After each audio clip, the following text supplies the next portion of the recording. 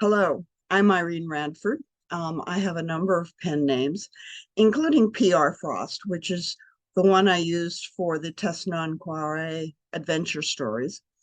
And I have a short story for you today that takes place between books 3 and 4 chronologically. And there's some imagery and some spiritual references that will kind of make book 4 a little bit more coherent rather than the way it sits without the story. So here we go with Signed in Blood by P.R. Frost. A lovely onyx fountain pen appeared out of nowhere and landed with a thud on my desk, bouncing slightly on a pitifully thin manuscript printed for editing. The latest Test Non Quare fantasy novel was taking its own sweet time getting written. I picked up the pen. The nib was gold, broader than I liked, and the body fatter than my hand wanted to fit around. I ran my thumb over the smooth stone, absorbing the slight coolness. It nestled more comfortably in my grip, conforming to my hand. I'd held one like that before. I knew that. My memory refused to jog the image loose. Layers of color spiraled around the pen's heavy body, ranging from dark red to light cream, like the desert spires that filled the Valley of Fire outside of Las Vegas, a place of mystical beauty and terrible danger. Did the pen share the danger or just the beauty? I knew words would flow easily from this pen, beautiful words that melded together into a story. Something tickled the back of my mind. An idea, a sentence, then a paragraph filled my head. I touched the nib to the pristine page of a new notebook. 10 words, 2 dozen, then nothing. My mind pulled back to reality. Where the hell had the pen come from? I pondered the mystery as I wiped the blue ink off the pen with a tissue. Strange things happened to me, paranormal things. I looked up at the ceiling, lacking a large glowing hole in the ceiling. The pen clearly had dropped out of thin air. That left one option. Scrap, I demanded of the ether. A low hum skirted the back of my mind, lodging at the top of my spine. I jabbed with the pen into the air. Scrap, where did this pen come from? Darling, I found it, Scrap replied from elsewhere. Scrap was an imp.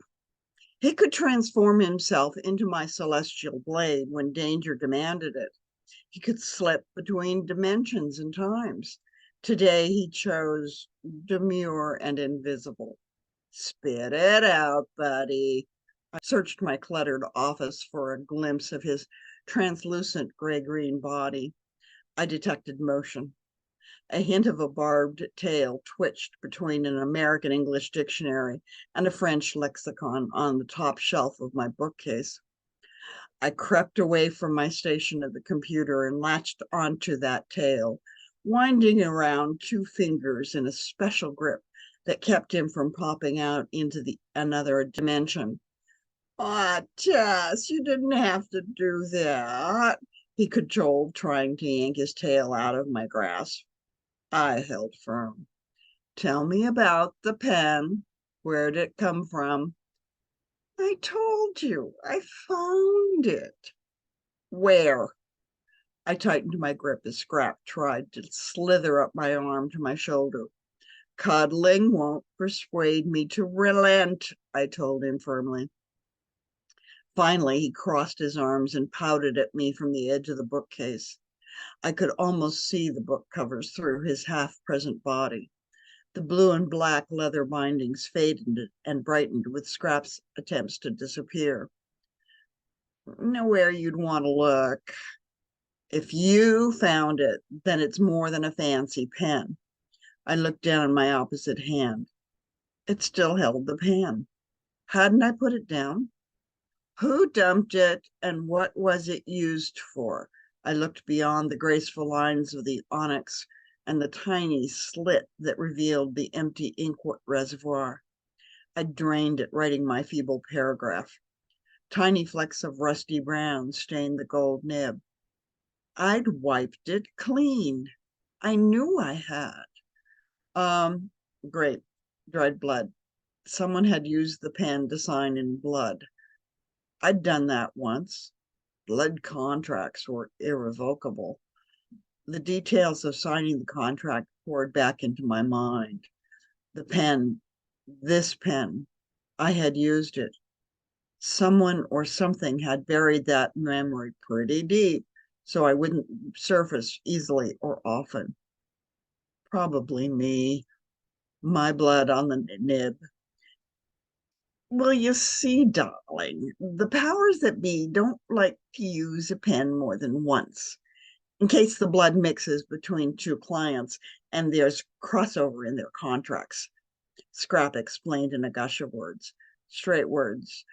Only one darling or endearing babe, not even a flick of his hot pink feather boa, which was missing from around his neck. So they discard the pens after each use. Go through a lot of them, do they? Not as many as you'd think. People and demons alike kind of avoid dealing with the powers that be. You're the only one stupid, I mean desperate enough to actually seek them out and negotiate terms in like centuries. So why did this one get dumped instead of smashed or burned or whatever? Scrap shrugged, trying unsuccessfully to look clueless and innocent. I tugged on his tail. Okay. So I grabbed it out of the furnace, fired by a full-size Japel dragon. Would you let go of my tail already? Why? Why'd you grab it? You are going to need it, Testanquare, warrior of the celestial blade. Trust me, darling. For what? I'm not about to sign any other blood contracts. It will do other things, like your blood stains the nib. It will never come completely clean. So if you mix another being's blood with yours in the pen and then write its name, it is bound to do your bidding, just like you were bound to the bidding of the powers that be in the terms of your contract. Interesting idea.